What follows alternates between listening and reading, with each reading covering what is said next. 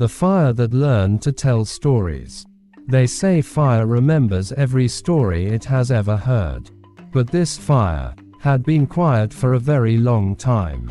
Long ago, in a peaceful village where palm trees swayed gently and the evening breeze carried the smell of roasted corn, the nights were quiet. Not the peaceful kind of quiet, but the kind where everyone sat indoors, tired and bored, staring at the same walls. Children stopped laughing when the sun went down. Mothers cooked their meals without singing. Even the elders, who once had stories for every problem, sat silently, as if the words had slowly disappeared. One evening, a small child named Sade walked alone to the village fire pit. But the fire was weak, only a few shy flames flickering, as if they were afraid to shine. Sade leaned closer and whispered, "Why are you so small tonight?" The fire crackled softly, and to Sade's surprise, it answered, "I am tired." The fire said gently, "No one gathers around me anymore. No songs, no stories, no laughter. I burn, but I don't feel alive."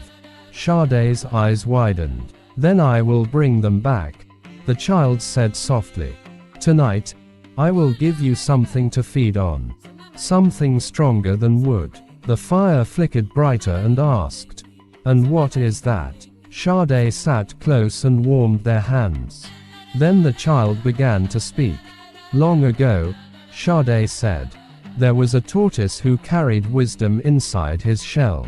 As the words rose into the air, the flames grew brighter. Golden, steady, and warm. A neighbor passing by slowed down.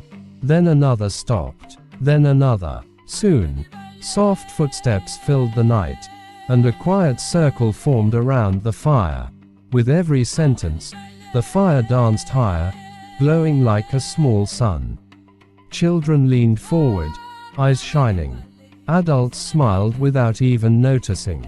And the elders nodded slowly, remembering something they thought they had lost.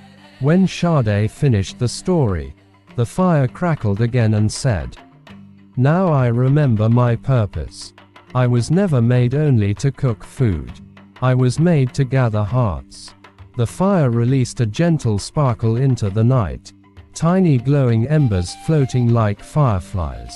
They drifted across the village, landing softly on doorsteps and windows, whispering one message: "Come closer. A story is waiting." From that night on, every evening became special. Some nights brought laughter. Some nights brought lessons. Some nights brought courage to those who were afraid. And the village fire burned brighter than ever, because it was finally being fed by stories again. And that is why even today, the fire still remembers. Because every time a story is told, something awakens. In the mind, in the heart, and in the home. So if you love African folktales, stories filled with wisdom, warmth, and lessons for the whole family, then come sit by this fire with me. New stories will be waiting here, whenever the night is quiet, and your heart wants to listen. Subscribe, and let's keep the fire burning, one story at a time.